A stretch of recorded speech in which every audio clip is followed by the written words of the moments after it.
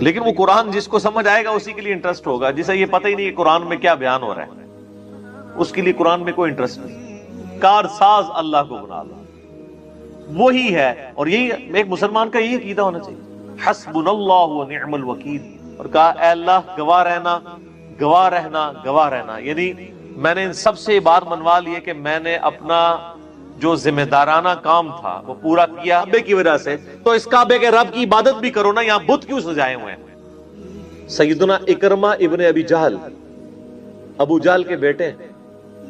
ابو جہل اس امت کا فرعون ہے اور اکرمہ صحابی ہیں. آخرت فاسقوں کی اور مؤمنین کی برابر نہیں ہوگی. یا ایھا المزمل، اے چادر میں لپٹنے والے رات کے وقت. آپ صلی اللہ علیہ وآلہ وسلم سے اظہار محبت اللہ تعالیٰ نے فرمایا یہ مزمل آپ کا نام پھر ایک ناموں میں بھی آتا ہے اور ہم مسلمانوں کے ہاں یہ نام رکھا بھی جاتا ہے نبی الاسلام کے صفاتی ناموں میں. وَبِاللَّيْلَ إِلَّا قَلِيلًا، رات کے وقت قیام کیجئے اگرچہ تھوڑا ہی قیام ہو لیکن رات کے وقت اٹھ کر قیام کریں یعنی قرآن کے ساتھ. وہ آگے آ بھی جائے گا. نصفہ، آدھی رات، او انقص، یا آدھی رات سے تھوڑا سا کم، او زد علیہ، یا آدھی رات سے تھوڑا سا زیادہ کر لیں.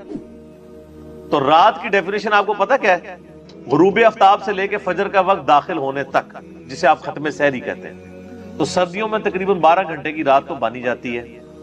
تو یعنی 6 گھنٹے کے لیے آپ قرآن کھڑے ہو کے نماز میں پڑھ لیا کریں. یا آپ 6 گھنٹے سے تھوڑا سا کم یعنی 5.5 کر لیں، یا تھوڑا سا بڑھا لیں یعنی 7 گھنٹے. اور آپ کا حال یہ ہے، مسلمانوں کا حال یہ ہے، ہمارا حال یہ ہے کہ عشاء کی نماز اور فجر کی نماز زیادہ سے زیادہ 7 یا 8 منٹ کی ہوتی ہے. اہل حدیث حضرات کے ہاں تھوڑا شغف پایا جاتا ہے کہ وہاں پہ تھوڑی لمبی نماز ہوتی ہے. باقی تو یقین کریں نماز یعنی جنہوں کہتے ہیں مغرو لا کے نس جاندے ہیں، کوئی شغف ہی نہیں پایا جاتا. میرے نزدیک جو اہل حدیث بھی نماز پڑھ رہے ہیں یہ بھی نماز اتنی لمبائی والی نماز نہیں ہے جو احادیث میں رپورٹ ہوئی ہے، لیکن بہرحال باقیوں سے بہتر ہے. قرآن کے ساتھ قیام کرنا ہے. لیکن وہ قرآن جس کو سمجھ آئے گا اسی کے لیے انٹرسٹ ہوگا. جسے یہ پتہ ہی نہیں کہ قرآن میں کیا بیان ہو رہا ہے اس کے لیے قرآن میں کوئی انٹرسٹ نہیں. او زد علیہ، یا تھوڑا سا اس میں بڑھا لیجئے. ورتل القرآن ترتیلا، اور قرآن کو ٹھہر ٹھہر کے پڑھیں. یہ یعلمون تعلمون والا قرآن نہیں. 20 منٹ میں 20 تراویحیں نہیں، ٹھہر ٹھہر. اور نبی علیہ السلام کی جو قیام اللیل تھا وہ تو پوری پوری رات کا ہوتا تھا. اِنَّا سَنُلْقِي عَلَيْكَ قَوْلًا ثَقِيلًا، بے شک ہم بہت جلد آپ پہ ایک بہت بھاری بوجھ ڈالنے والے ہیں. کون سا بھاری بوجھ؟ دعوت و تبلیغ کا کام، قیام النہار.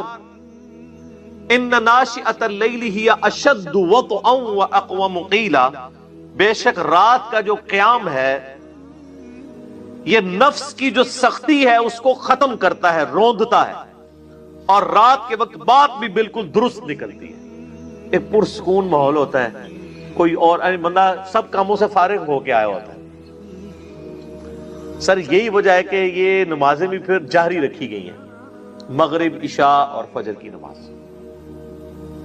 یعنی سارے کاموں سے آپ فارغ ہیں، اب آپ قرآن کنسنٹریشن سے سنیں. خصوصاً فجر کے بارے میں تو یعنی سورہ بنی اسرائیل میں ہے نا کہ اقم الصلاۃ لدلوک الشمس الی غسق اللیل والقرآن الفجر، فجر کی نماز قرآن کے ساتھ پڑھو. یہاں قرآن کے ساتھ پڑھ رہے ہوتے ہیں لوگ. چند ایک رٹی رٹائی صورتیں ہیں، چند ایک رٹی رٹائی آیات ہیں. سورہ بقرہ کی آخری 2 آیات پڑھ لیں گے، سورۃ الحشر کی آخری 3 آیات پڑھ لیں گے. اچھا 30ویں پارے سے کوئی صورتیں پڑھ لیں گے.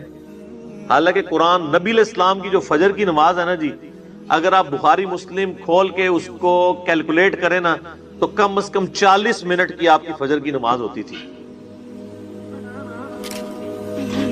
کیونکہ صحابہ کرام کہتے ہیں کہ نماز شروع ہوتی تو گپ اندھیرا ہوتا تھا، اور جب ہم سلام پھیر کے فارغ ہوتے تو روشنی ہو چکی ہوتی تھی. روشنی سے مراد سورج نہیں، یعنی جو طلوع آفتاب سے پہلے روشن ہو جاتی ہو، یعنی جو حنفیوں کی فجر کا وقت ہوتا ہے وہ شروع ہو جاتا.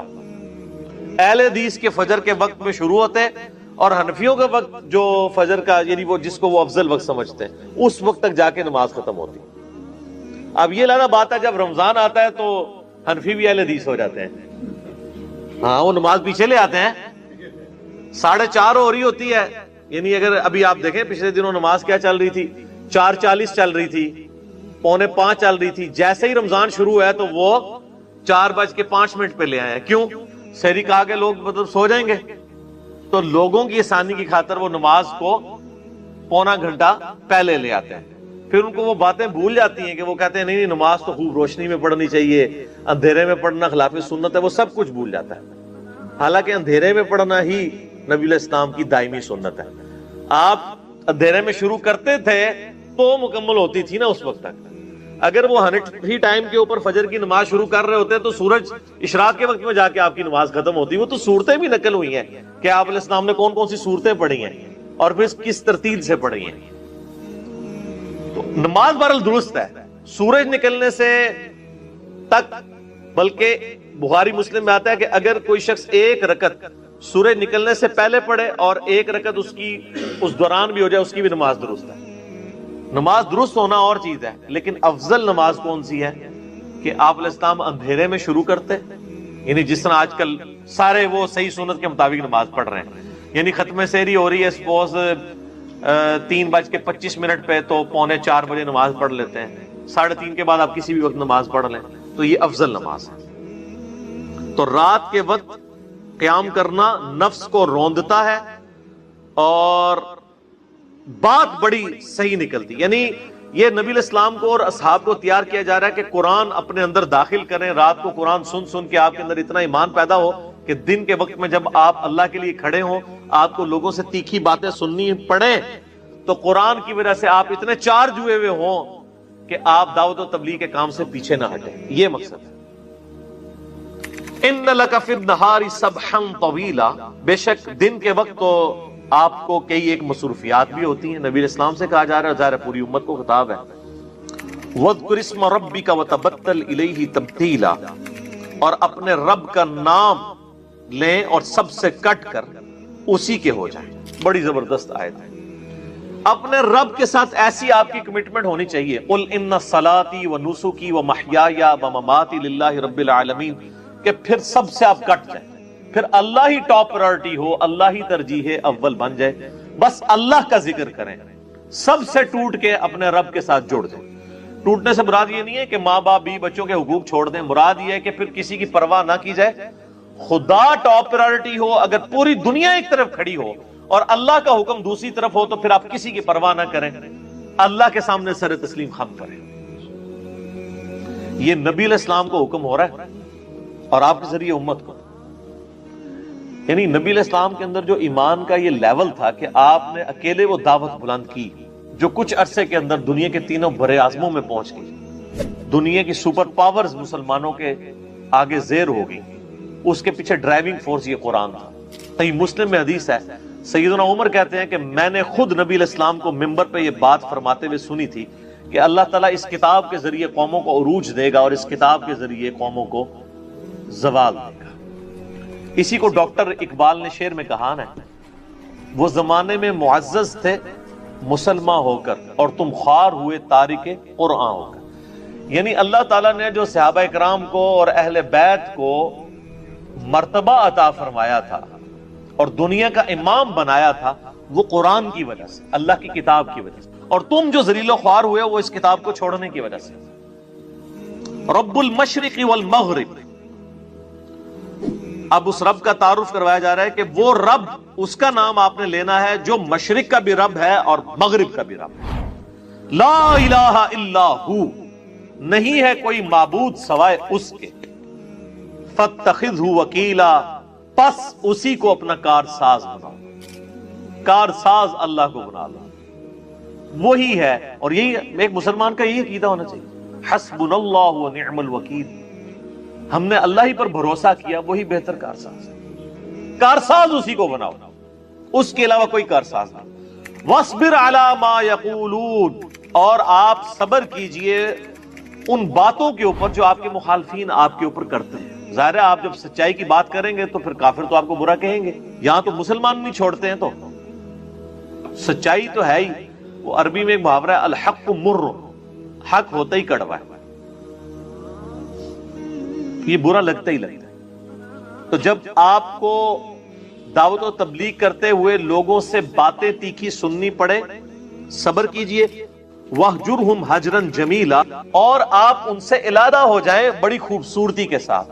یعنی اگر آپ کو کوئی گالی گلوچ کرتا ہے، برا بھلا کہتا ہے، آپ خاموشی کے ساتھ سنیں اور سائیڈ پہ ہو جائیں، کسی کی بات کا جواب دینے کی کوشش نہ کریں، بلکہ صبر و استقامت کے ساتھ اپنا وقت گزاریں۔ اور وَذَرْنِي وَالْمُكَذِّبِينَ، اور مجھے چھوڑ دیں ان مکذبین کے لیے، یعنی جو آپ کی تکذیب کر رہے ہیں، آپ کو جھٹلا رہے ہیں، ان کو میرے حوالے کر دیں، میں جانوں اور میرا کام۔ آپ نے ان کو جواب نہیں دینا، آپ نے صبر کرنا۔ اولِ النعمۃ ومہلھم قلیلا، یہ جھٹلانے والے کون؟ جو مالدار ہیں، اور انہیں تھوڑی سی مہلت دیں۔ یہ زیادہ تر جو امیر لوگ یا کسی بھی سوسائٹی کی ایلیٹ طبقہ ہوتا ہے نا، سب سے زیادہ اس کو تکلیف ہوتی ہے جب کوئی نئی دعوت اٹھتی ہے۔ نبی الاسلام کے مخالفین بھی، سردار مکے کے، ان سے پہلے بھی جتنے پیغمبر ہیں، ان کے خلاف ان کے علاقوں کے بڑے بڑے جو چودھری اور سردار لوگ کھڑے ہوئے، کیونکہ ان کی پوسٹ سٹیک پہ لگی ہوئی تھی نا۔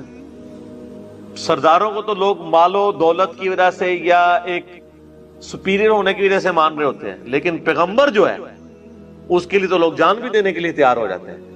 تو سب سے زیادہ چودراہٹ کس کی سٹیک پہ لگتی ہے؟ امیر لوگوں کی، علاقے میں اثر رکھنے والے لوگوں کی، جب نبیوں کا کام شروع ہوتا ہے۔ غریب لوگ تو بیچارے پہلے ہی غریب ہیں، ان کی تو کوئی چیز سٹیک پہ نہیں لگی ہوئی، اس لیے غریب لوگ پہلے ہی مان لے آتے ہیں۔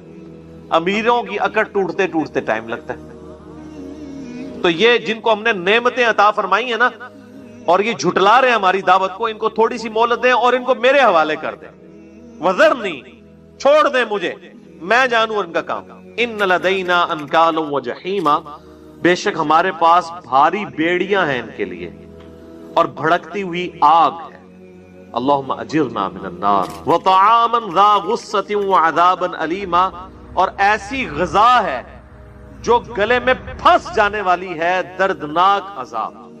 اور وہ تو ہم پہلے پچھلی صورتوں میں پڑھ آئے ہیں نا کہ دوزکیوں کو دوزخ میں اللہ کی نافرمانیوں کے سبب دوزکیوں کا پیپ پینے کو دیا جائے گا، ان کے زخموں کا خون دیا جائے گا، کھولتا ہوا پانی دیا جائے گا، زقوم کا درخت ہوگا جس کے کڑوے پتے ہوں گے وہ کھانے پڑیں گے، وَلِعَوْذُ بِاللَّهِ تعالی، اور وہ گلے سے بڑی مشکل سے گزرے گا، اور جب گلے سے نہیں گزر رہا ہوگا تو مجبوراً گرم پانی ہی پینا پڑے گا، اور وہ گرم پانی اتنا کھولتا ہوا ہوگا، قرآن میں ہے کہ جیسے ہی وہ برتن منہ کے قریب لائیں گے ان کی یہ کھال لٹک کے پانی میں گر جائے گی، اس کے باوجود وہ پانی پیئیں گے اپنی اس گلے میں جو پھنسی ہوئی خوراک کو نیچے کرنے کے لیے، اور جب پانی پیئیں گے ان کی انتڑیاں بھی جل جائیں گی، اور پھر دوبارہ سے اللہ تعالیٰ ان کو صحیح کر دے گا، اور پھر یہ عذاب کا سلسلہ جاری رہے گا۔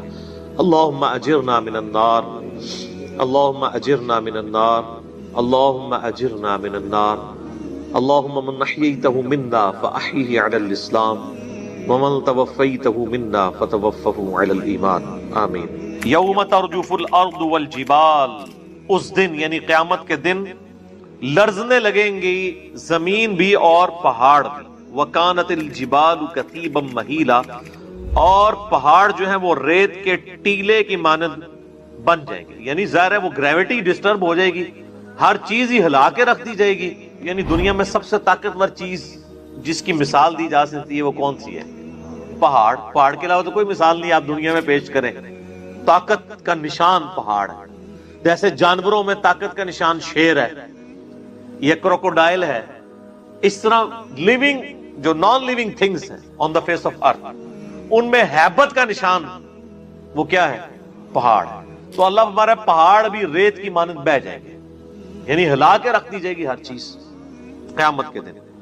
انا ارسلنا الیکم رسولا، اے کفار مکہ، اور اس کے بعد پوری امت کو خطاب، بے شک ہم نے تمہاری طرف رسول بھیجے ہیں، یعنی نبی صلی اللہ علیہ وآلہ وسلم، شاہدن علیکم، یہ آپ پر گواہ بن کر اٹھیں گے قیامت کے دن۔ کیا گواہی دیں گے؟ کہ میں نے اے اللہ تیرا پیغام اپنی امت تک پہنچا دیا، جو صحیح بخاری اور مسلم میں حدیث ہے، آپ نے یوم النحر کا جو خطبہ دیا تھا حجۃ الوداع کے موقع پر، قربانی کے دن، ایک تو یوم عرفہ کا خطبہ ہے نا، ایک اس سے اگلے دن 10 ذوالحجہ کا ہے، جس میں آپ علیہ السلام نے فرمایا آج کون سا دن ہے، یہ کون سا مہینہ ہے، یہ کون سا شہر ہے، صحابہ خاموش رہے. پھر آپ فرمایا کہ کیا یہ جو ہے وہ ذوالحجہ کا مہینہ نہیں ہے، یہ مکہ کا حرمت والا شہر نہیں ہے، اور آج کا دن جو ہے وہ یعنی 10 تاریخ یہ یعنی متبرک دن نہیں ہے، قربانی کا دن. تو سب نے کہا بلا یا رسول اللہ. پھر آپ فرمایا جس طرح آج کا یہ دن، یہ مہینہ اور یہ شہر اللہ کے نزدیک حرمت والا ہے، اسی طریقے سے ایک دوسرے کی جان، مال، عزت، آبرو وہ بھی اللہ کے نزدیک حرمت والی ہے، تم نے ایک دوسرے کا خیال رکھنا. پھر آپ علیہ السلام فرمایا کہ جب اللہ کے حضور تمہیں پوچھا جائے گا میرے بارے میں تو کیا جواب دو گے؟ تو سب نے بیک زبان کہا کہ ہم کہیں گے کہ آپ نے اپنے رب کا پیغام ہم تک پہنچا دیا. تو آپ صلی اللہ علیہ وآلہ وسلم نے پھر 3 دفعہ مبارک انگلی یوں آسمان کی طرف بلند کی اور پھر اصحاب کی طرف، اور کہا اے اللہ گواہ رہنا، گواہ رہنا، گواہ رہنا. یعنی میں نے ان سب سے یہ بات منوا لی ہے کہ میں نے اپنا جو ذمہ دارانہ کام تھا وہ پورا کیا، اور تیرا پیغام تیری عوام تک، تیری جو ہے وہ مخلوق تک پہنچا دیا. تو وہ آپ گواہی دیں گے قیامت والے دن بھی کہ میں نے پیغام پہنچا دیا. کما ارسلنا الی فرعون رسولا، جیسا کہ فرعون کے پاس بھی وقت کے پیغمبر آئے تھے. کون؟ موسیٰ علیہ السلام. فعصا فرعون الرسول فاخذناه اخذا وبیلا، پس نافرمانی کی فرعون نے اپنے وقت کے رسول موسیٰ علیہ السلام کی تو ہم نے اسے سختی سے پکڑ لیا، یعنی اس کو سمندر میں غرق کر دیا. یعنی اس میں کفار مکہ کے لیے دھمکی ہے کہ جس طرح فرعون اور اس کے حواری تباہ و برباد کر دیے گئے وقت کے پیغمبر کا انکار کرنے کے سبب، اے کفار مکہ تم تو شائی کو نہیں ہو، تم بھی اپنے وقت کے پیغمبر کا انکار کرو گے تو تم پہ بھی دنیا کی زندگی میں عذاب آئے گا. تو عذاب آیا پھر ان پہ. اس دفعہ ذرا عذاب کی شکل مختلف تھی. اگلی امتوں پر عذاب آتا تھا چنگھاڑ کے ذریعے، پتھروں کی بارش کے ذریعے، ہواؤں کے ذریعے، سمندر میں غرق کر کے، طوفان کے ذریعے. لیکن نبی علیہ السلام کے کیس میں تلوار اللہ تعالیٰ نے مسلط کر دی، جو سورہ توبہ میں آتا ہے کہ اللہ تعالیٰ چاہتا ہے مسلمانوں تمہارے ہاتھوں سے ان کافروں کو عذاب دے. اور غزوہ بدر میں پہلی عذاب کی قسط کفار مکہ پہ نازل ہوئی. 70 سردار ان کے قتل ہوئے، 70، اور ان 70 میں سے بھی 24 سیدنا علی کے ہاتھوں قتل ہوئے تھے. تو پھر ظاہر ہے کہ وہ لوگ جن کے باپ دادا حضرت علی کے ہاتھوں قتل ہوئے تھے، جب انہوں نے فتح مکہ پہ اسلام قبول کیا تو حضرت علی کی دشمنی ان کے دل سے کیسے جا سکتی تھی؟ بڑا مشکل کام تھا. یہ کہنا آسان ہے کہ جی اسلام قبول کر لیا تو اب وہ سب کچھ سیدھا ہو جائے گا، یہ تو نصیب والوں کا حصہ ہے. ٹھیک ہے، تو اسی لیے پھر سیدنا علی کی خلافت میں بھی ایسے لوگوں نے تان کیا، ان کے لیے مشکل ہو گیا اس کو ماننا. تو 70 لوگ قتل ہوئے سردار، اور قریش مکہ جن جیسا جنگجو کوئی نہیں تھا، اور جن کو ایک پیروں کی طرح کا ٹریٹمنٹ پوری عرب کی سرزمین میں ملتا تھا، کیونکہ سارے عرب قبائل کے بت رکھے ہوتے تھے نا کعبے کے اندر. واحد قریش کے قافلے تھے جو راستے میں لٹتے نہیں تھے. وہ کہتے تھے ان کا قافلہ لوٹ لیا تو یہ ہمارے خداؤں کو ہی وہاں سے نکال دیں گے، ان کو نہیں کسی نے چھیڑنا. اور پھر اللہ نے اس احسان کو جتایا ہے سورہ قریش میں، لِإِيلَافِ قُرَيْشٍ إِيلَافِهِمْ رِحْلَةَ الشِّتَاءِ وَالصَّيْفِ. قریش کے لوگوں کو اس کا احسان جتایا گیا کہ دیکھو اس گھر کی برکت سے تمہیں اللہ نے اس پرخطر دور میں بھی امن عطا فرمایا. تمہارے قافلے آزادانہ شام جاتے ہیں آتے ہیں، کوئی نہیں لوٹتا، سارے پیروں کی طرح تمہیں ٹریٹ کرتے ہیں کعبے کی وجہ سے. تو اس کعبے کے رب کی عبادت بھی کرو نا، یہاں بت کیوں سجائے ہوئے ہیں؟ تو یہ اللہ تبارک و تعالیٰ نے قریش کے لوگوں کو یعنی ایک فضیلت دی تھی. اب یہ بر ان کی بدبختی کہ انصار مدینہ نے اسلام قبول کر لیا، قریش مکہ نے اسلام جو قبول کیا ہے وہ فتح مکہ پہ پھر کی ہے، اور پھر ان میں کئی کامل ایمان مومنین بھی پیدا ہوئے ہیں جن کو پھر اللہ تبارک و تعالیٰ نے مستقبل کے لیے چوز کر لیا. سیدنا اکرمہ ابن ابی جہل ابو جہل کے بیٹے ہیں، ابو جہل اس امت کا فرعون ہے اور اکرمہ صحابی ہیں. فتح مکہ کے موقع پر چند لوگ تھے جو نبی علیہ السلام کے ساتھ لڑائی کے اوپر آمادہ ہوئے تھے، باقی تو سارے دبک گئے تھے. ابو سفیان کو بھی نظر آ گیا کہ اب کچھ چارہ نہیں ہے، تو حضرت عباس جو حضور کے چچا تھے اس کے ساتھ اس کی دوستی تھی، سفارش ڈلوائی، حضور کے پاس چلے گئے.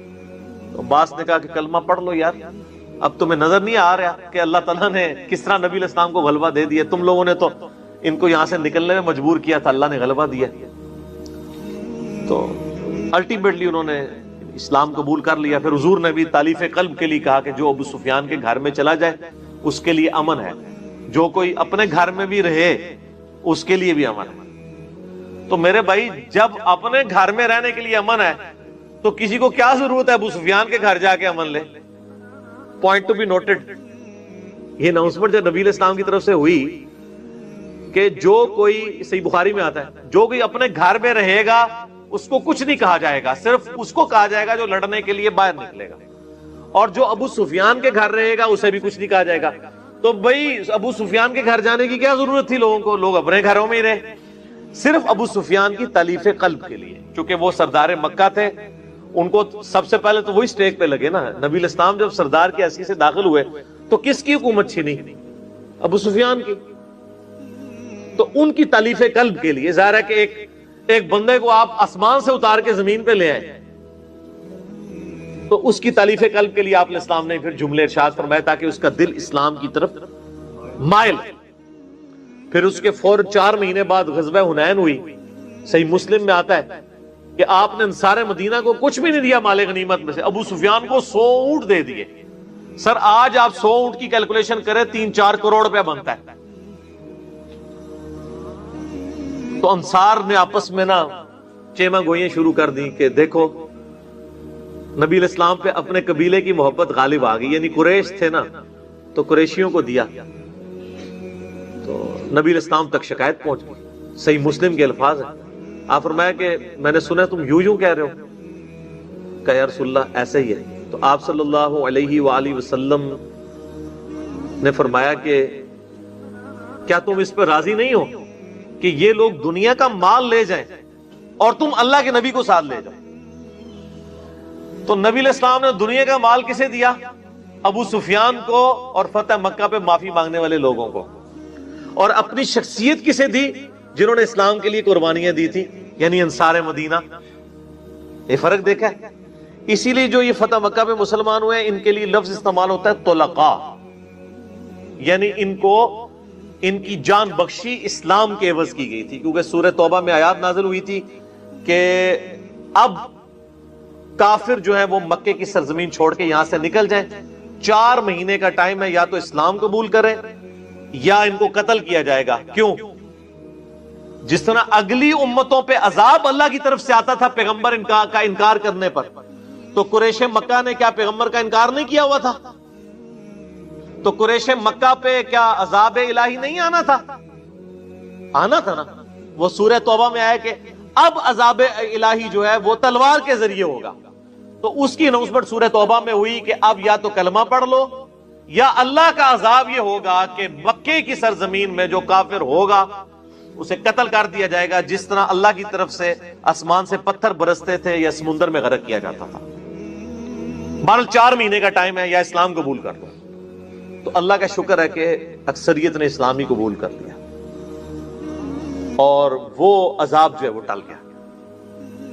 تو وہ اس عذاب کی دھمکی کے عوض جن لوگوں نے اسلام قبول کیا انہیں کہا جاتا ہے طلقاء. اور ظاہر ہے کہ وہ مسلمان ہیں، ان کے ظاہری کلمے کا احترام ہے اور قانوناً وہ صحابی بھی ہیں، لیکن ان کا درجہ وہ والا نہیں ہے جو باقی اصحاب سابقون اور اولون کا ہے. اسی لیے سورۃ الحدید میں آیا کہ جو فتح مکہ سے پہلے مسلمان ہوئے اور جو بعد میں، وہ برابر نہیں ہو سکتے. کیونکہ فتح مکہ سے پہلے جو اسلام لائے انہوں نے اسلام کا مشکل پیریڈ دیکھا، اور فتح مکہ کے بعد تو جس نے اسلام نہیں لانا تھا تو اس کی تو ویسے ہی گردن اتر جانی تھی. اس وقت تو اسلام لانے میں ہی اپنی زندگی بچانا تھا. تو یہ بڑا ڈیفرنٹ چیز ہے. تو یہاں پہ بھی آ رہا ہے کہ فرعون کو اور اس کے حواریوں کو ہم نے ڈبو دیا تھا، مکے والوں تمہاری کیا حیثیت ہے؟ تم پہ بھی بڑا عذاب آئے گا. اور وہ پھر عذاب غزوہ بدر، غزوہ احد، غزوہ خندق کی شکل میں آیا، اور اس کے بعد غزوہ حنین آخری قسط آئی عذاب کی. پھر جنہوں نے اسلام قبول کر لیا تو ظاہر ہے کہ وہ پھر مسلمانوں کا ہی حصہ بن گئے، اور اللہ تعالیٰ نے انہی کو پھر رومن امپائر اور پرشین امپائر کے اوپر مسلط کر دیا. آپ سیدنا خالد ابن ولید کو دیکھیں، صلح حدیبیہ کے بعد مسلمان ہوئے ہیں. 19 سال تک نبی الاسلام کی مخالفت کی ہے، لیکن جب اسلام قبول کیا ہے تو اللہ تعالیٰ نے اسلام کے ذریعے ان کو عروج عطا فرما دیا. ٹھیک ہے، تو یہ نبی الاسلام کی 2 خصوصیات ہیں. نمبر 1، آپ کے کیس میں عذاب الہی تلوار کی شکل میں نازل ہوا، وہ صحابہ کرام کی تلوار کو کافروں پہ مسلط کیا گیا. نمبر 2، آپ کے کیس میں جو معجزہ ہے نا دعوی نبوت والا، وہ بھی ڈیفرنٹ تھا، وہ قرآن تھا.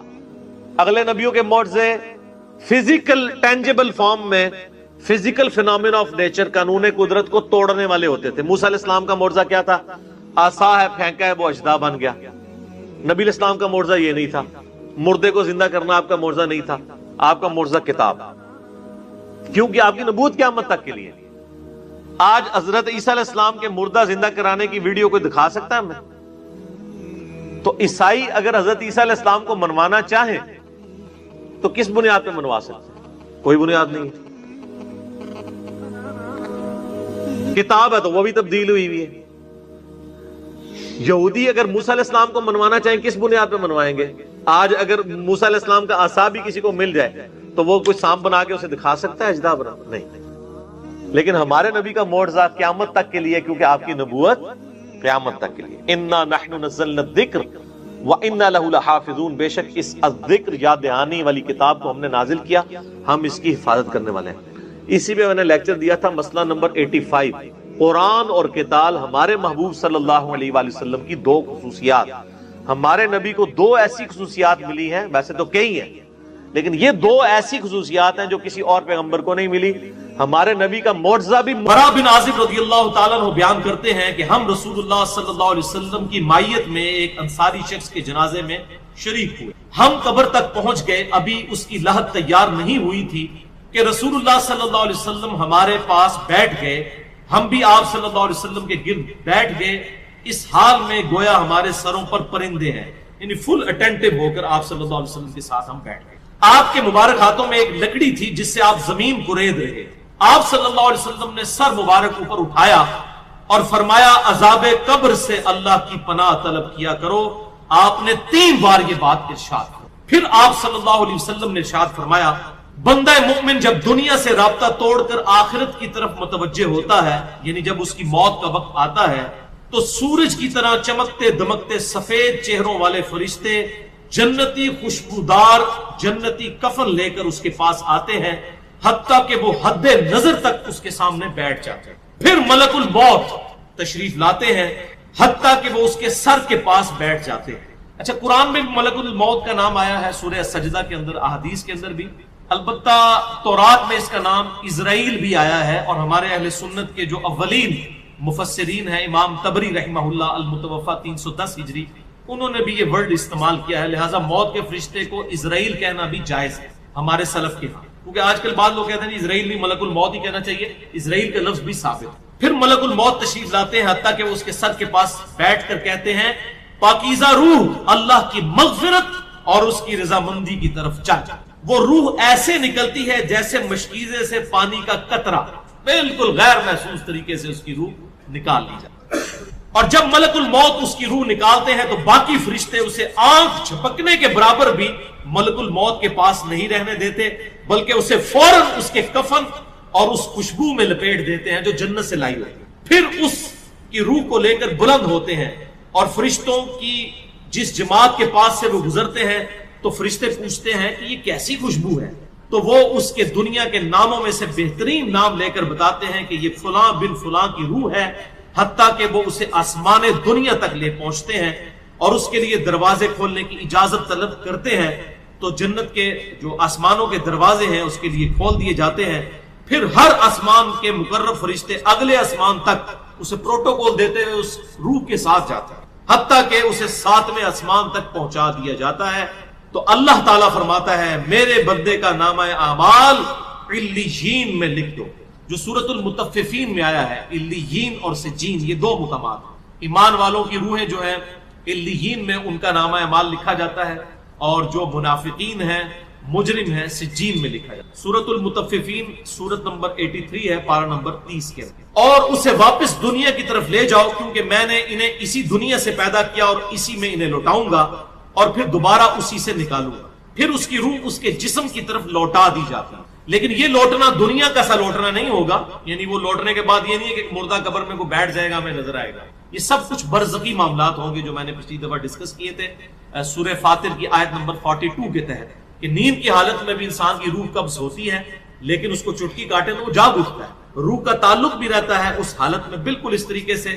یہ ایک ڈیفرنٹ لائف ہے برزخی۔ پھر دو فرشتے اس کے پاس آتے ہیں، یعنی اس کی قبر میں، اسے بٹھا کر پوچھتے ہیں۔ اب یہ وہ 4 سوال یہاں پر آ رہے ہیں اس ڈیٹیل حدیث میں۔ پہلا سوال کرتے ہیں تیرا رب کون ہے؟ من رب؟ وہ کہتا ہے ربی اللہ، میرا رب اللہ ہے۔ دوسرا سوال پوچھتے ہیں تیرا دین کیا ہے؟ ما دینو کا، تیرا دین کیا ہے؟ تو وہ کہتا ہے میرا دین اسلام ہے۔ پھر پوچھتے ہیں کہ وہ آدمی جو تم میں مبعوث کیے گئے وہ کون ہے؟ اب یہاں پر وہ ڈیٹیل ہے، الذی بعث فیکم، وہ شخص جو تم میں مبعوث کیا گیا تھا وہ کون تھا؟ تو یہ جو کہتے ہیں نا قبر میں آپ صلی اللہ علیہ وسلم آ جاتے ہیں، تو کسی حدیث میں بھی اس میں ڈیٹیل آ گئی کہ اس سے پوچھا جاتا ہے جو شخص تم میں پیغمبر بنا کر بھیجا گیا وہ کون تھا؟ تو وہ کہتا ہے ہوا محمد رسول اللہ، وہ اللہ کے رسول محمد صلی اللہ علیہ وسلم۔ مسئلہ حاضر و ناظر میرا ریکارڈ ہے، مسئلہ نمبر 7، جس میں میں نے یہ تمام شبہات کلیئر کیے۔ یہ 3 سوالوں کے بعد اچھا جامعہ ترمذی میں ایک حدیث ہے 3120، اس میں الفاظ ہیں کہ وہ پوچھتے ہیں من نبیو کا، تیرا نبی کون ہے؟ اس میں تو آیا نا کہ اس شخص کے بارے میں تیرا کیا عقیدہ ہے، اس میں من نبیو کا الفاظ ہے، جامعہ ترمذی 3120۔ اچھا اللہ کا شکر ہے کہ یہ نہیں پوچھتے تیرا فرقہ کون سا ہے، تو کس امام کی تقلید کرتا تھا، کیڑی مسیتی تو نماز پڑھتا سا ہے، دیکھ لو کوئی چیز نہیں۔ تیرا رب کون ہے، تیرا دین اور نبی صلی اللہ علیہ وسلم۔ تو دنیا میں بھی ہم یہ کہتے ہیں اللہ رسول قرآن، یہی بات، تو قبر کے اندر جا کر بھی یہی سوال ہوتا ہے۔ اب وہ جب 3 سوالوں کے جواب دیتا ہے تو فرشتے چوتھا سوال اس سے پوچھتے ہیں، جو میں نے قبر کا چوتھا سوال، مسئلہ نمبر 78، تمہیں کیسے پتا چلا، ان 3 سوالوں کے جواب تمہیں کیسے آئے؟ وہ کہتا ہے میں نے اللہ کی کتاب پڑھی تھی، میں اس کتاب پر ایمان لایا اور میں نے اس کے حق ہونے کی، اللہ کی کتاب پڑھی ہوگی تو تصدیق کرے گا نا، اگر سنا کے سننی ہوگا تو کیا تصدیق کرے گا؟ ہاں پڑھا کے سننی ہوگا تو تصدیق۔ پھر آسمان سے آواز آتی ہے میرے بندے نے سچ کہا، اس کے لیے جنتی بچھونا بچھا دو، اسے جنتی لباس پہنا دو، اور اس کے لیے جنت کی طرف دروازہ کھول دو۔ قبر کے اندر ہی جنت کی طرف دروازہ کھول، یعنی آپ سمجھ لیں جس طرح یہ اب ٹچ سکرین موبائل رکھ کے اور جناب لیپ ٹاپ رکھ کے سامنے لوگ بیٹھے ہوتے ہیں نا، تو ایک دوسری دنیا میں چلے جاتے ہیں، تو جنت کا فزیکلی دروازہ کھول دیا جائے گا، اس کو جنت کی ہوائیں بھی، خوشبو بھی آئے گی اور انتظار وہ کرے گا۔ وہاں اسے ہوا کے جھونکے اور خوشبو بھی آتی ہوگی، اور حد نظر تک اس کی قبر کو کشادہ کر دیا جائے گا۔ خوبصورت چہرے، خوبصورت لباس اور بہترین خوشبو والا ایک شخص اس کے پاس قبر میں آئے گا اور کہے گا اس چیز سے خوش ہو جا جو چیز تجھے خوش کر دے، یہ وہ دن ہے جس کا تجھ سے وعدہ کیا جاتا تھا۔ وہ شخص پوچھے گا کہ اے شخص تو کون ہے، تیرا چہرہ بھلائی لانے والا چہرہ ہے۔ وہ جواب دے گا میں تیرا عمل صالح ہوں، یعنی نیک اعمال ایک خوبصورت انسان کی شکل میں اس کی قبر میں آئے۔ تو پھر وہ شخص کہے گا اے اللہ، اے میرے رب، جلدی کر، فوراً قیامت قائم فرما دے، حتیٰ کہ میں اپنے اہل و عیال کی طرف چلا جاؤں۔ یعنی مومن کہے گا اللہ جلدی جلدی قیامت آئے، مجھے تو اینڈ رزلٹ نظر آ رہا ہے، مجھ سے انتظار نہیں ہوتا، فوراً قیامت آ جائے۔ ابھی سائملٹینیس کنٹراسٹ آنے والا ہے۔ جب کافر اور مجرم شخص دنیا سے جاتا ہے تو آپ صلی اللہ علیہ وسلم نے فرمایا سیاہ چہروں والے فرشتے بالوں سے بنا ہوا ایک کمبل لے کر آسمان سے نازل ہوتے ہیں اور حد نظر فاصلے تک اس کے سامنے بیٹھ جاتے ہیں۔ پھر ملک الموت، موت کا فرشتہ آتا ہے، حتیٰ کہ اس کے سر کے پاس بیٹھ جاتا ہے اور کہتا ہے خبیث روح، اللہ کی ناراضگی کی طرف چل۔ وہ روح اس کے جسم میں پھیل جاتی ہے تو وہ ملک الموت اس طرح اسے کھینچتا ہے جیسے لوہے کی سلاخ کو گیلے اون میں سے کھینچا جاتا ہے، چھس کر کے گرم سلاخ جو ہے وہ اونی کپڑے کے اندر، گیلے کے اندر ڈال کے یوں کھینچی جائے نا، اس طرح اس کے پورے جسم سے اس کی روح۔ پھر ملک الموت سے باقی فرشتے اس کی روح کو لے کر پلک جھپکنے کے برابر بھی وہاں نہیں رہنے دیتے، حتیٰ کہ وہ اسے بالوں سے بنے ہوئے کمبل میں لپیٹ لیتے ہیں اور اس سے زمین کے مردار سے نکلنے والی انتہائی بری بدبو نکلتی۔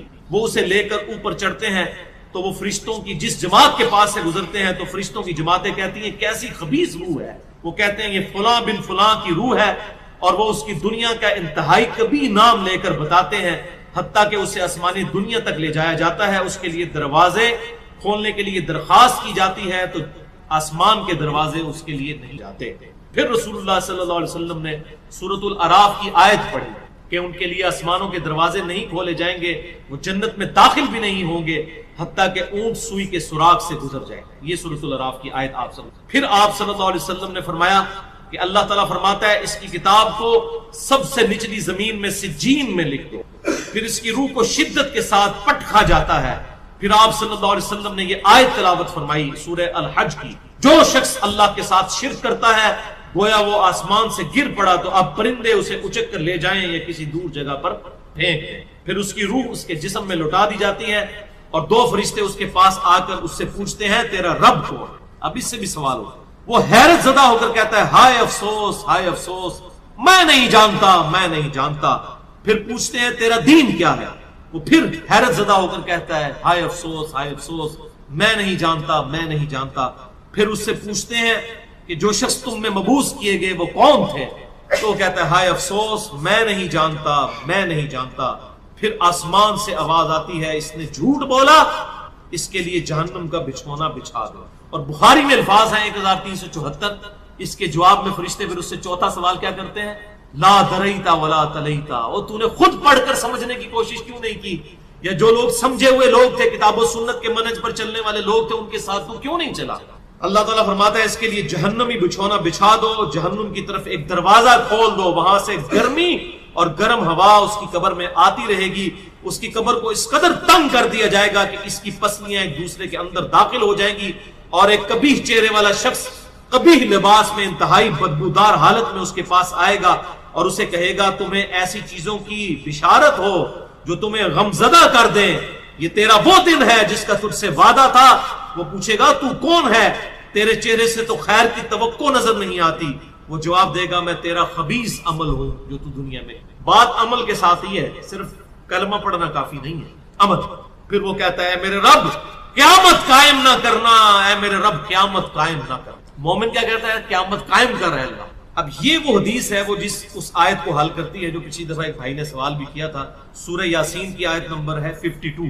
قالوا یا ویلنا من بعثنا من مرقدنا، یعنی جب قبروں سے نکالا جائے گا مجرموں کو وہ کہیں گے ہائے افسوس ہمیں کس نے ہماری قبروں سے باہر نکالا. تو اللہ تعالیٰ کیا فرمائے گا؟ ھذا ما وعد الرحمن وصدق المرسلون، یہی ہے وہ جس کا وعدہ رحمان نے کیا تھا اور رسولوں نے سچا کہا تھا. تو کہتے ہیں جی منکرین عذاب قبر کہتے ہیں جی وہ انسان کو کہتے ہیں ہماری قبروں سے کس نے اٹھا لیا تو اس پہ عذاب تو نہیں ہوتا؟ عذاب تو ہو رہا ہے. آپ دیکھیں اس کو حدیث میں کیا کہہ رہا ہے اللہ قیامت قائم نہ کرنا، یعنی یہ عذاب تو آیا، قیامت آئی تو پھر بڑا عذاب بھی مجھ پر آئے گا. تو اسی لیے وہ اس حیرت زدہ ہوگا قیامت والے دن کہ اب میرے اوپر اگلی مصیبت آ گئی، عذاب کی چوتھی اور فائنل قسط بھی میرے پر آنے والی. تعالی اللہم اجرنا من النار. 11ویں حدیث سنن نسائی میں 1834، مشکات میں 1629. ابو ہریرہ رضی اللہ تعالیٰ عنہ کہتے ہیں آپ صلی اللہ علیہ وسلم نے فرمایا جب مؤمن شخص کی موت کا وقت آتا ہے تو رحمت کے فرشتے سفید ریشم لے کر آتے ہیں اور کہتے ہیں راضی ہونے والی پسندیدہ روح نکل، اللہ کی راحت اور رزق کی طرف چل، رب تجھ پر ناراض نہیں. تو وہ بہترین کستوری کی خوشبو کی طرح نکلتی ہے حتیٰ کہ وہ ایک دوسرے سے اسے لے کر اس طرح کرتے کرتے آسمان کے دروازوں تک پہنچ جاتے ہیں. تو وہ کہتے ہیں زمین سے یہ کیسی پاکیزہ خوشبو تمہارے پاس آئی ہے. وہ اسے مومنوں کی روح کے پاس لے جاتے ہیں، یعنی نیک آدمی کی روح کو، جو پہلے مومن مر چکے ہیں ان کی روحوں کے پاس. تو انہیں اس کے آنے پر اس سے بھی زیادہ خوشی ہوتی ہے، یعنی مومن انتظار کر رہے ہوتے ہیں اور ویلکم کرتے ہیں، جیسا کہ تم میں سے کسی کو اپنے بچھڑے ہوئے شخص کے ملنے پر خوشی ہوتی ہے. تو وہ آلریڈی جو مردہ روحیں وہاں پر پہنچی ہوتی ہیں، جو مر چکے شخص جو ہوتے ہیں ان کی روحیں، وہ نئی آنے والی روح سے پوچھتے ہیں فلاں کا کیا حال ہے، فلاں کا کیا حال ہے. پھر وہ کہتے ہیں اسے چھوڑ دو کیونکہ یہ ابھی ابھی دنیا کے غم میں مبتلا ہو کر یہاں پر آیا ہے. تو مرنے والا شخص کہتا ہے کہ تم جس شخص کے بارے میں مجھ سے پوچھ رہے ہو وہ تو فوت ہو چکا ہے، کیا تمہارے پاس نہیں آیا؟ وہ کہتے ہیں اسے تو اس کے ٹھکانے ہاویہ یعنی جہنم میں پہنچا دیا گیا ہے. اور جب کافر شخص کی موت کا وقت آتا ہے تو عذاب کے فرشتے بالوں کا لباس لے کر اس کے پاس آتے ہیں اور اسے کہتے ہیں ناراض ہونے والی ناپسندیدہ روح نکل، اللہ کے عذاب کی طرف چل۔ وہ مردار کی انتہائی بدبو کی صورت میں نکلتی ہے، حتیٰ کہ وہ اسے زمین کے دروازے کے پاس لے آتے ہیں تو وہ کہتے ہیں یہ کتنی بدبودار ہے، حتیٰ کہ اسے کافروں کی روح کے پاس ملا دیا جاتا ہے۔ اب دیکھیں کہ وہ مومن پوچھ رہے ہوتے ہیں، اب میں اس کو ٹرانسلیٹ کر رہا ہوں، برا نہیں منانا، وہ مومن کہتے ہیں کہ فلاں شخص کا کیا حال ہے، فلاں بزرگ، فلاں مولوی صاحب، فلاں حضرت صاحب کدھر ہے؟ وہ کہتے ہیں وہ تو جناب کروں گا مار بیٹھے تو آڈے کو نہیں پہنچے، اور پھر فرشتے سے جناب اتنے نہیں آئے جو وہ دوزخ ہی تھے، دیکھ لیں۔ یعنی وہ اسی لیے پوچھ رہے ہوتے ہیں کہ تو چل ہم تک پہنچ گیا، فلاں بھی ایک دنیا میں بڑا کوئی مشہور نیک آدمی تھا، وہ کدھر گیا؟ تبھی تو وہ ایکسپیکٹ کر رہے ہوتے ہیں نا اس کو کہ اس کو بھی یہاں پہ آنا چاہیے، تو ان کو بتایا جاتا ہے کہ بھئی وہ یہاں پر نہیں، وہ کہیں اور۔ 12ویں حدیث جامعہ ترمذی میں 1071 نمبر اور مشکات میں 130 نمبر ہے۔ سیدنا ابو ہریرہ کہتے ہیں نبی صلی اللہ علیہ وسلم نے فرمایا جب میت کو دفن کیا جاتا ہے تو 2 سیاہ فام نیلی آنکھوں والے فرشتے اس کے پاس آتے ہیں، ان میں سے ایک کو منکر اور دوسرے کو نکیر کہا جاتا ہے۔ سیاہ فام نیلی آنکھوں والے خطرناک شکل کے فرشتے منکر اور نکیر۔ پس وہ کہتے ہیں تم اس شخص کے بارے میں کیا کہا کرتے تھے، یعنی نبی صلی اللہ علیہ وسلم کے بارے میں سوال ہوتا ہے تو وہ کہتا ہے وہ اللہ کے بندے اور اس کے رسول ہیں، میں گواہی دیتا ہوں کہ اللہ کے سوا کوئی معبود نہیں اور محمد صلی اللہ علیہ وسلم اس کے بندے اور رسول ہیں۔ وہ دونوں فرشتے کہتے ہیں ہمیں پتا تھا تم یہی جواب دو گے۔ پھر اس کی قبر کو لمبائی اور چوڑائی میں 70 ہاتھ کشادہ کر دیا جاتا ہے، یہ 70 کہتے ہیں کثرت، حد نظر تک کشادہ کر دیا جاتا ہے۔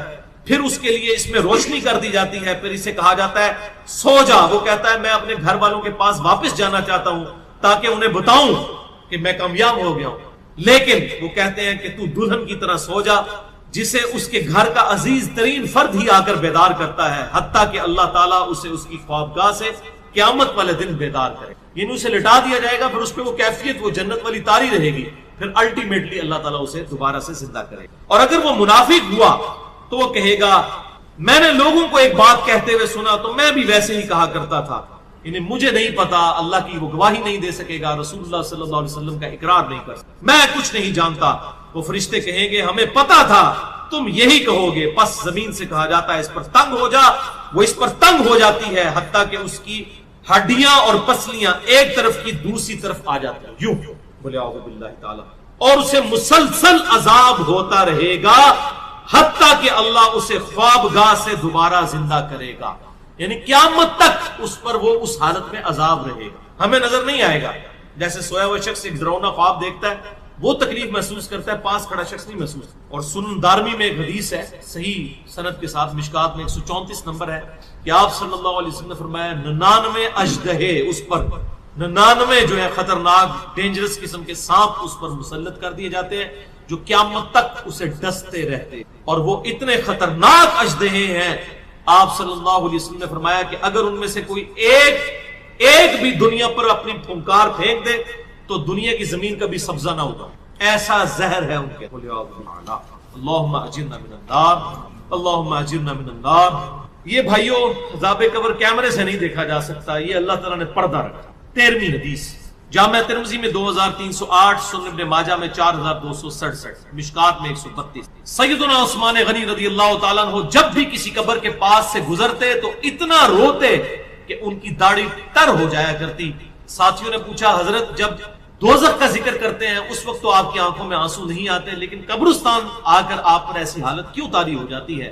تو سیدنا عثمان نے فرمایا کہ میں نے اپنے محبوب صلی اللہ علیہ وسلم سے سنا کہ بے شک قبر آخرت کی منزلوں میں سے پہلی منزل ہے، جو اس میں بچ گیا اگلی منزلیں اس کے لیے آسان ہوتی چلی جائیں گی، اور جسے یہاں پر مشکل درپیش ہوئی اس کی اگلی منزلیں اس سے بھی مشکل در مشکل ہوتی چلی جائیں گی۔ یہ وہ آیت ہے جس کے بارے میں نے کہا تھا کہ آپ کسی بھی پاکستان کے چوک میں یہ آیت اگر تلاوت کر دیں ترجمے کے ساتھ، بھلے آپ اعلیٰ حضرت کا ہی ترجمہ پڑھ دیں تو آپ کا غیبانہ نماز جنازہ ہمیں پڑھنا پڑ جائے گا۔ اتنا حوصلہ ہی نہیں کہ یہ آیت کوئی سن سکے۔ سورۃ الاعراف آیت نمبر 188، اگر نبی علیہ السلام کا یہ سٹیٹس ہے تو بابت شاہی کوئی نہیں۔ قل لا املک لنفسی نفعا ولا ضرا، اے نبی تم فرماؤ میں تو اپنی جان کے لیے بھی کسی بھی نفع اور نقصان کا مالک نہیں ہوں، الا ما شاء اللہ، مگر جو اللہ چاہے۔ اب اس کو اسی آیت میں پھر کھولا گیا کہ اس سے مراد کیا ہے؟ نفع نقصان کا مالک نہیں ہو. وَلَوْ كُنْتُ أَعْلَمُ الْغَيْبِ، اگر میں خود سے غائب جان لیتا، مجھے پتا چل جاتا کہ مستقبل میں کیا ہونے والا ہے، لَاسْتَكْثَرْتُ مِنَ الْخَيْرِ، تو میں خیر کثیر جمع کر لیتا. وَمَا مَسَّنِيَ السُّوءُ، اور مجھے کبھی کوئی برائی نہ پہنچتی، کوئی تکلیف نہ پہنچتی. میں پہلے ہی اس کے لیے کوئی معاملات کو سیٹل کر لیتا ہے. نبی الاسلام کو اگر پہلے یہ پتا چل جاتا کہ ایگزیکٹلی کیا ہونا ہے. ویسے تو بخاری میں آتا ہے نبی الاسلام کو احد کے موقع پر ایک خواب دکھایا گیا تھا کہ آپ کے سامنے ایک گائے ذبح ہو رہی ہے، تو آپ کو یہ کلک کر گئی کہ کل یہ دن مشکل ہونے والا ہے مسلمانوں پر. لیکن ایگزیکٹلی کیا ہوگا کہ وہ 50 تیر انداز میں سے 35 جو ہے وہ درہ چھوڑ دیں گے.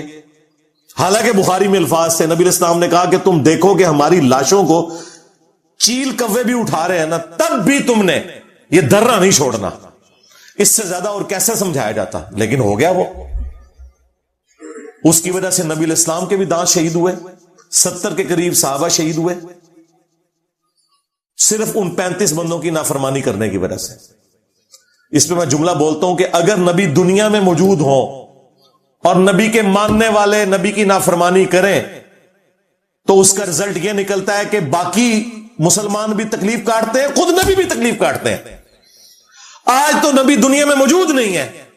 آج اگر ہم اللہ اور اس کے رسول کی نافرمانیاں کریں گے تو ہمیں یہ کون سا تکبر ہے کہ نبی الاسلام کی دعاؤں کا حصہ ہمیں مل جائے گا؟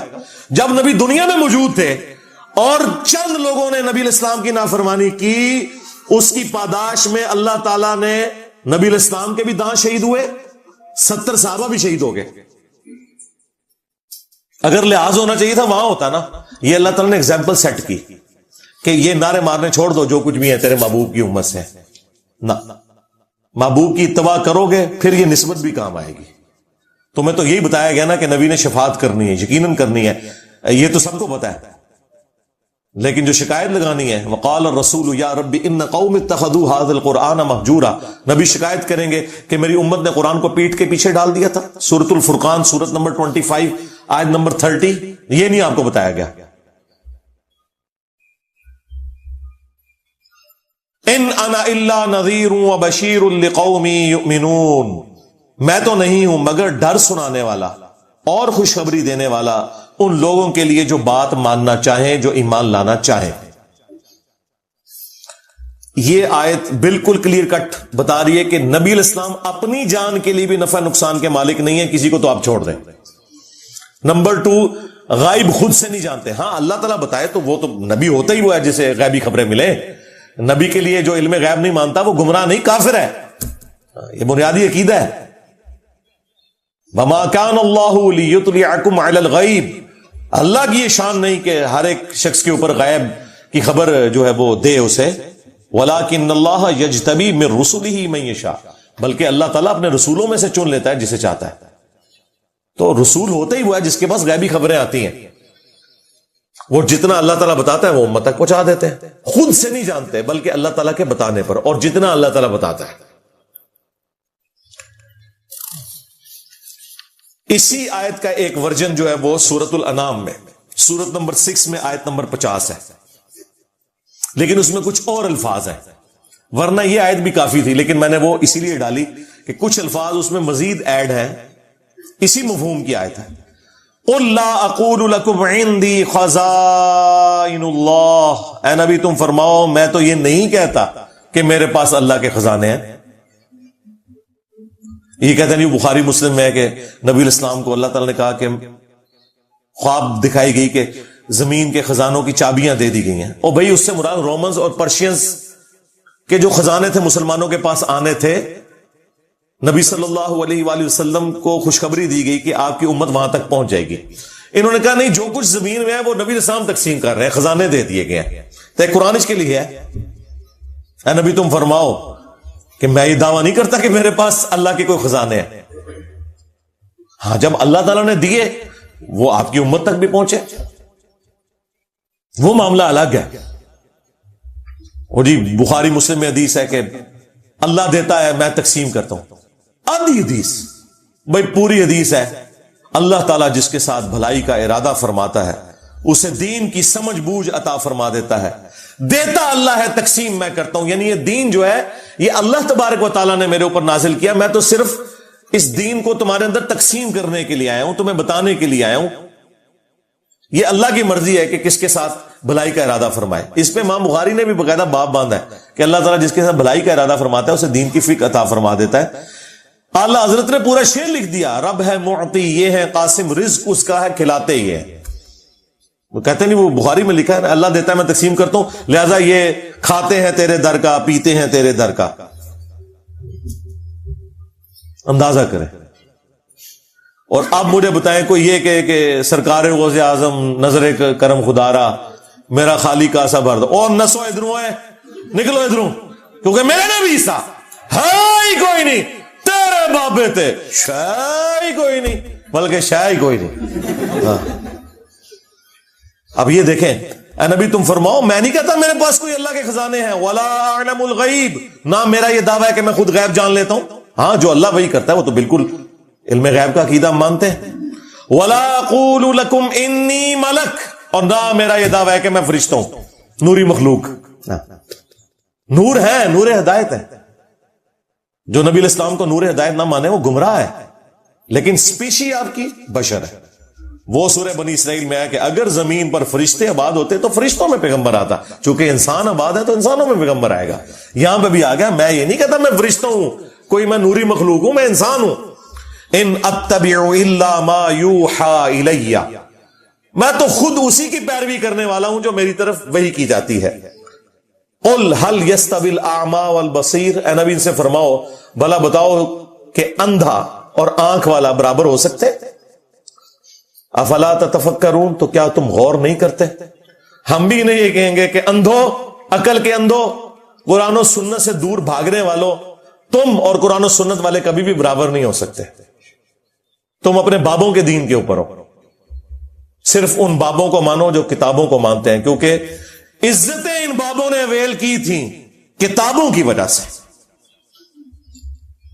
چندے بٹورے تھے انہوں نے اللہ اور اس کے رسول کے نام کے اوپر عز و جل و صلی اللہ علیہ وآلہ وسلم. سواریاں انہوں نے سوار کی تھی مکے اور مدینے کے نام کے اوپر، لیکن افسوس پھینکی جا کے بغداد شریف، دیوبند شریف، اجمیر شریف، بریلی شریف کے اندر غداری کی ہے تم لوگوں نے اپنے نبی کے ساتھ. دیکھ لو پھر اللہ تعالیٰ نے کیسا انتقام لیا ہے تم سے، کتنی بڑی بلا تمہارے اوپر چھوڑ دیا. میں نبی سا ہے ہی کوئی نہیں، تیرے بابے تھے شاہ ہی کوئی نہیں.